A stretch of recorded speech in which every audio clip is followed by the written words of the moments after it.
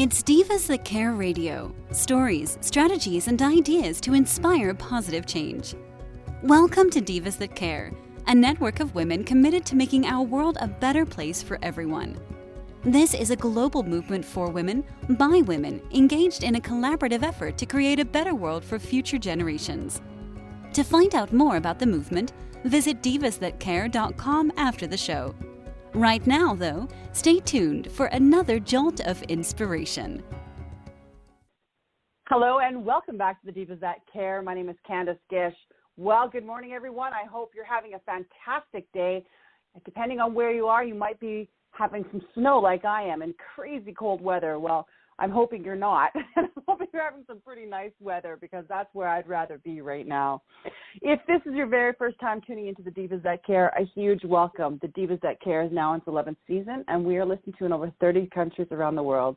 And it's because of all of our amazing listeners. I always give a big shout out to them because I love our listeners. I love our tribe and everybody that's involved in Divas That Care because they're amazing people. So it's we're always welcoming new people to our tribe. All right. As I always say that we always have these amazing programs, and I always have the opportunity to talk to fantastic women. Fantastic. I just think the world of them. And I have a guest coming on today that is a monthly guest now. She comes on and she teaches us some tips and tools. And today we're going to be talking a little bit about survival, but surviving the holidays. So I'm excited about that because I know that there's been a lot of changes in the world lately, and you know, we're trying to figure out our norm, and this might be the year that we're going back to visiting and being around people. So I'm really excited about that. Today's guest is Rhonda Armour. Rhonda, welcome back. Thank you so much for having me again. I'm glad to be here, and I'm so excited about our topic today about sort of surviving and thriving through the holidays. Oh, me too. And I'm so happy to have you back. I love chatting with you. But before we kind of dive into our program today, would you mind introducing yourself perhaps to our new listeners? Absolutely. So I am a nutrition and lifestyle coach as well as a personal trainer.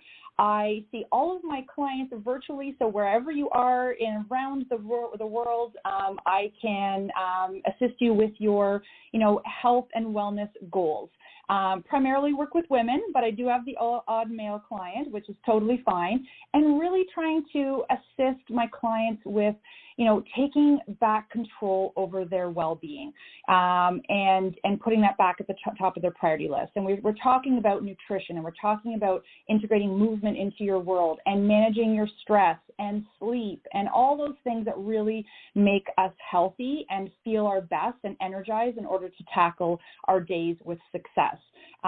So it's very custom coaching that I offer. It's not cookie cutter. This is not a diet that I'm putting you on or anything like that. It's all about you and coming up with strategies that are going to work for your lifestyle so that we can weave healthy habits back into your world. Love it. And that's why I love chatting with you and not only do you customize everything and you talk about the importance of this because, you know what, everybody, we've been stressed out. This has been a stressful couple of years. It doesn't matter where you are in the world. I think everybody's experienced the stress in some level. And I think having somebody like you, Rhonda, to almost be that accountability partner, somebody that we can talk to, somebody that we can bounce ideas off of and help us through the things that we're going through because stress in itself has affected us in so many ways. And I think physically, right? It doesn't, our sleep patterns, or obviously, depending on where we are, we weren't able to necessarily exercise outside of our homes. So you really are working with people on how to exercise in so many different ways. And one of the great things I love about you is that you can incorporate the family into it all. Absolutely. It has to be a whole family thing, whether you're, living with kids or your spouse or your extended family members, we all need to be on board to support each other. And then I'm there, like you said, sort of as an accountability coach too.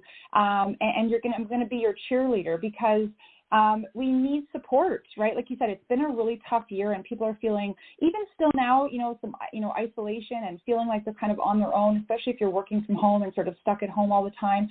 So it's nice to have someone like myself, you know, to chat with and to bounce ideas off of. And we really try to come up with strategies, like I said, of how we can weave healthy habits into your world so it feels manageable to you, so that you feel like, okay, I've got this. I can do this, because the strategies are straightforward and they're simple and they're about you. But it's so important. The stress plays a huge role in our ability to make good choices when it comes to food. It impacts our energy levels when it comes to, you know, having energy to work out, and our sleep. So we really have to hit on all of those things. So it's really full circle coaching that I'm offering for my clients. And can I kind of just put something in there too, Rhonda, is that this is a connection. You know, a lot of us have changed how we are working. And if you're an introvert and you are kind of doing your thing and not really, this is a connection. You're connecting with a real person, not something that's not real out there. And I think that's really important, because it's those relationships too. You need people to be able to thrive in life. Yeah, totally agree. And that's the thing. You know, this is not, you know, the relationship that I build with my clients it really is, we do a deep dive. We really get to know each other. I share things about my struggles, you know, my past, what's going on in my world, so that you feel like you sort of have a partner in the journey, right? And, you know, even though it's virtual, it's still, you know, it's not just on the phone, it's still face-to-face video. And so you really do get that connection. And I see my clients every single week, because I know it can sort of be a slippery slope when it comes to taking care of ourselves, and things can slide really easily.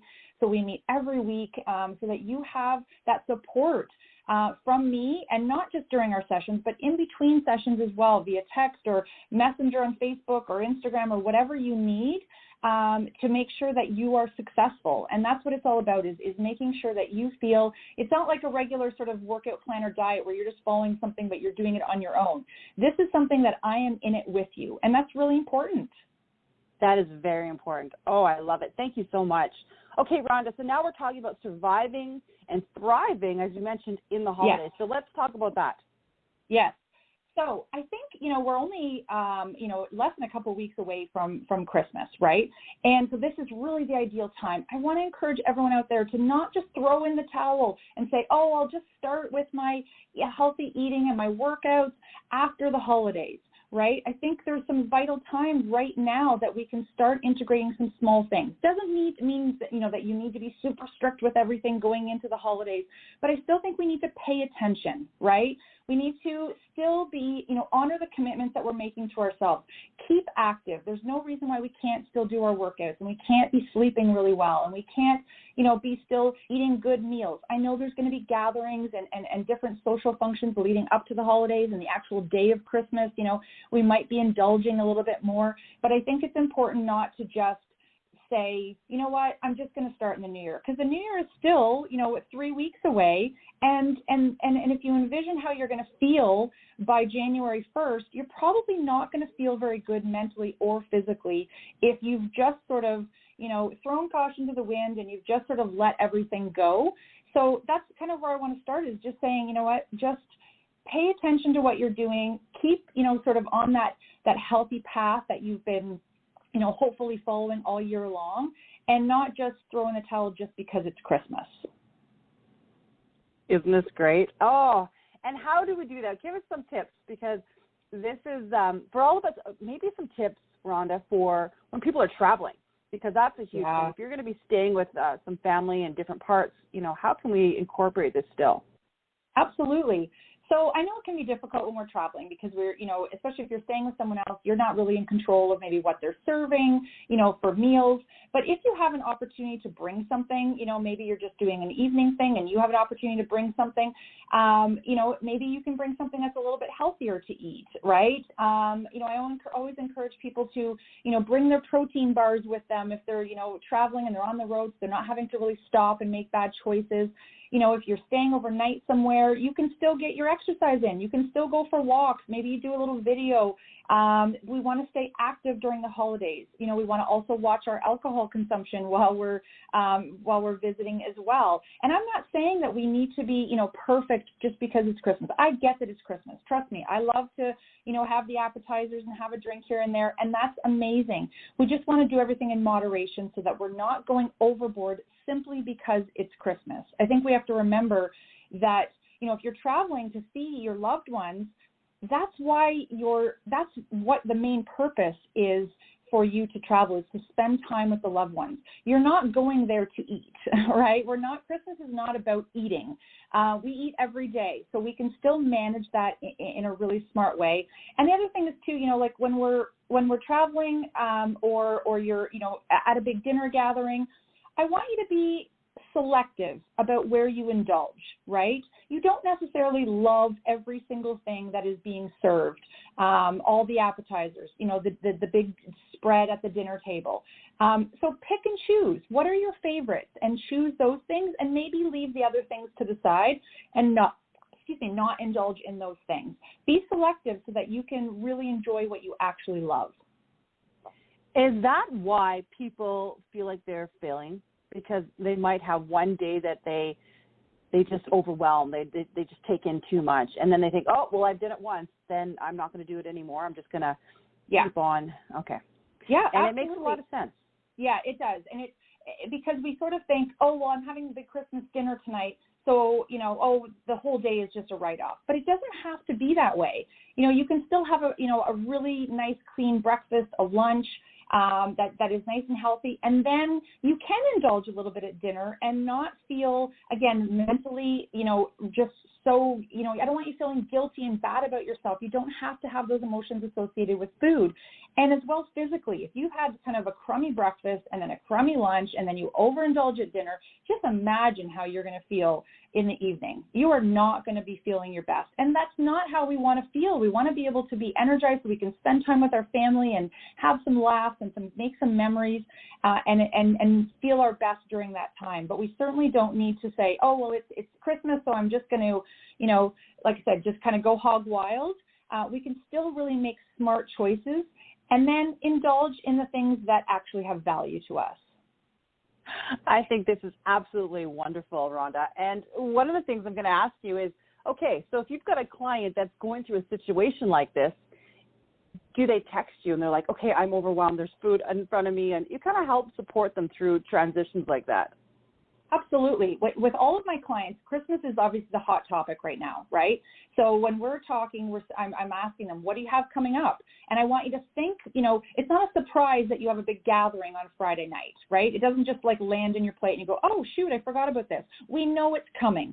So therefore, leading up to that event, we can make really smart choices. We can make sure we get our workouts in. We can make sure that we're getting to bed on time because we might have a late night that night, right? We can do all these things to sort of set ourselves up for success so that we can go to, these gatherings and meals and dinners and things like that, celebrations, with sort of, that perspective of, what, I've been really smart. Doesn't mean now I'm going to overindulge, but I'm going to keep in alignment with what my goals are around my health. And we certainly talk about that. We talk about, like I said, what are the things that are coming up that you feel like might derail your best laid plans, and how do we approach that? And some of that is just like sitting back and assessing what our choices are, remembering what our goals are, and being present in that moment. And I don't want people to think, oh, I don't want to be perfect at Christmas. You do not have to be perfect. This is not what we're aiming for. We just want to make smart choices that we can feel good about. Okay, so now our listeners have survived and thrived through Christmas, and the new year is coming up. Yes. And a lot of people are thinking, oh, I've got to put all these goals. What's my New Year's resolution going to be? Yeah. How do you help people through that? Because we're talking about a lifestyle change. We're talking about, not just, okay, I'm going to try it for a month. This is a lifestyle change, but people are going to obviously come to you now and say, oh, this is part of my goals. What do you do, and how do you talk to these individuals? So I will start off by first saying that I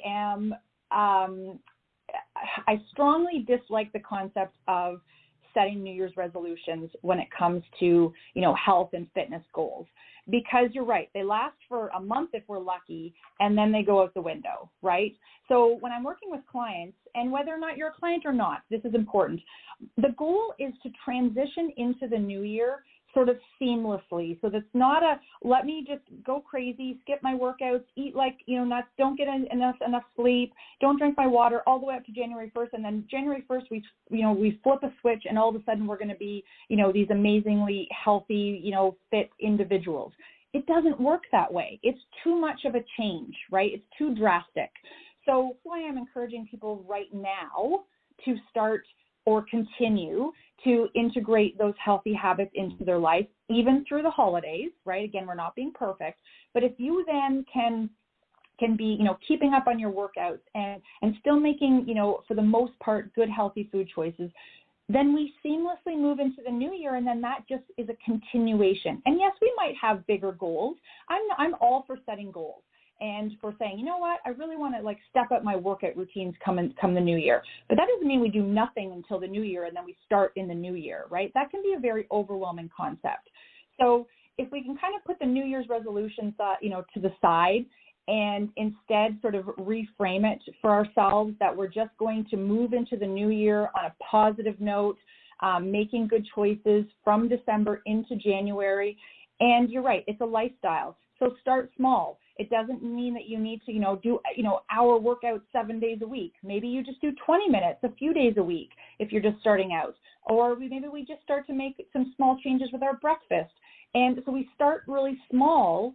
And then as we progress through January, February, March, we then increase those goals in terms of scope, and we challenge ourselves a little bit more, but we don't just go into the new year and go, okay, starting January 1st, I'm off sugar, I'm going to work out. And it just becomes too overwhelming, and we're just setting ourselves up to fail. I honestly think we need to change the mind frame of individuals and not have that. You know what, if you want to have goals and stuff, why don't you do it in May, or, to really change it up, because I think it's overwhelming for a lot of individuals. They're like, oh, I have to have New Year's resolutions. It's almost put in our brains that we have to do this. And I always wondered, where did this concept come up? Why did somebody decide to do that? But it's something I remember even as a kid is we always talked about the New Year's resolution. What's your New Year's resolution going to be? And I thought, oh, okay, let's change that, because it's very stressful for individuals. And I love that, this is a lifestyle, guys. This is not something that it's going to happen overnight. It takes time. And I think that's why it's so important that you have somebody as an accountability partner, as somebody as a life coach, as a nutrition coach, somebody there that's going to help you through it, because there's those moments that you are so overwhelmed and you're like, oh, I give up. You just have a bad day, and then you don't want to go back into it because you feel like a failure. And it's teaching you that you're not a failure. You know what? We're humans. We have days that are going to be bad, and we have days that are going to be good, and it's okay. And to give ourselves a little bit of a break, I think. Yes. Honestly, I couldn't have said it better myself, Candace. It's perfectly said. It's one of the first things I teach, and share with my new clients that come on board is the first thing on your goals list is I want you to be kind to yourself. And that doesn't mean that, we're letting ourselves off the hook and lowering our expectations of ourselves. But it is, you're right. It's understanding that we are human and we have a lot going on in our lives, right? And that we need to, handle things with grace and still keep the bar high. I want everyone to have expectations of themselves. I think it's important to do that.